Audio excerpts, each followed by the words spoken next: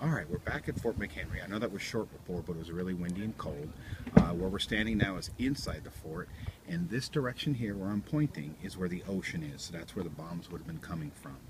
Now, we talked about the poem that he wrote, and the poem was different, and it wasn't a national anthem until much later.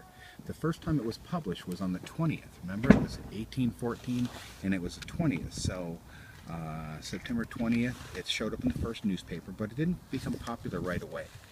And then right around 1916 was the first time that they had started looking at it as a national anthem. So from 1916 to 1931, they debated whether this should be our national anthem or not. And 1931 it was declared as our national anthem, and it's been played ever since at everything you know. So a couple of things about the fort. You can see the flagpole where the flag flew. These were all the garrison, where all the soldiers stayed. And we're going to go inside the magazine. Now we're standing against the magazine now. We're going to go inside in a minute.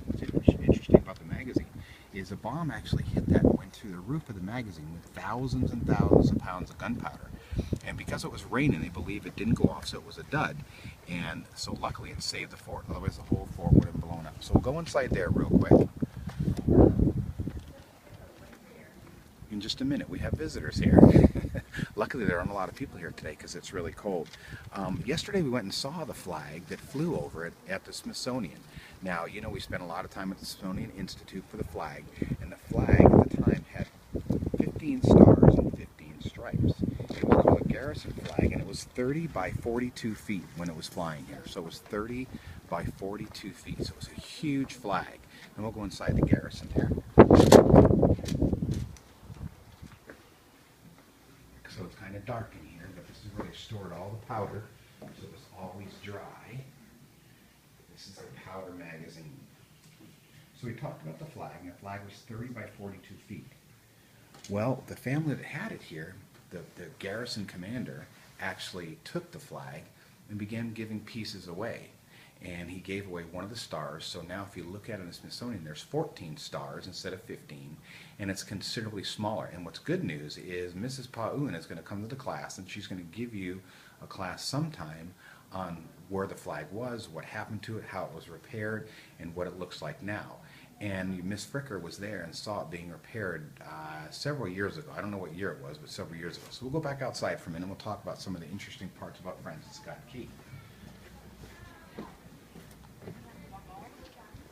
Now, Francis Scott Key was a lawyer, and he had slaves. He was a slave owner.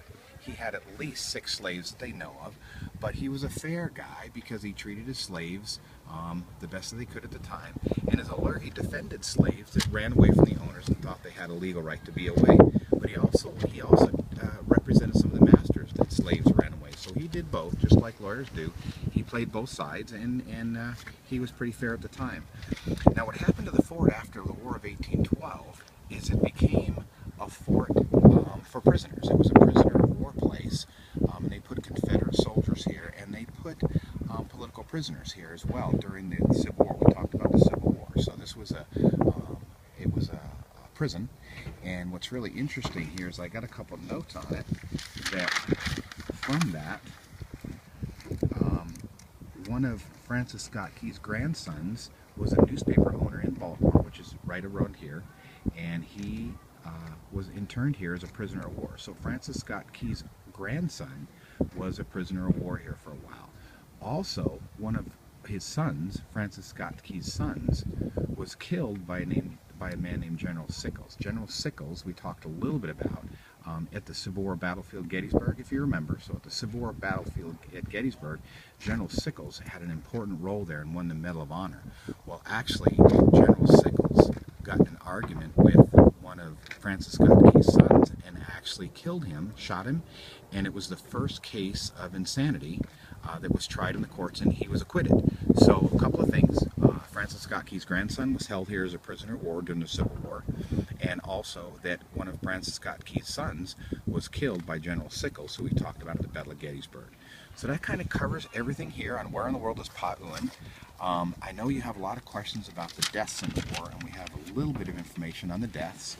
And here's for the whole war. It lasted 2.5 years. This has a lot to do with the diseases that they had. So the British had 1,600 dead, but they had 3,321 that died of disease.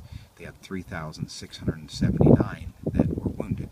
Now on the American side, during the War of 1812, there was 2,260 killed, but they estimated 15,000 died of disease. They had 4,500 that were injured there. These numbers don't include any Canadians that were killed, and it doesn't include any Indians, so it was considerably higher, but that covers that. So we're going to be coming back to you sometime in April maybe, and we're going to talk more. Miss Paun is going to give you a class on the flag here, but you guys have fun, and we'll see you next.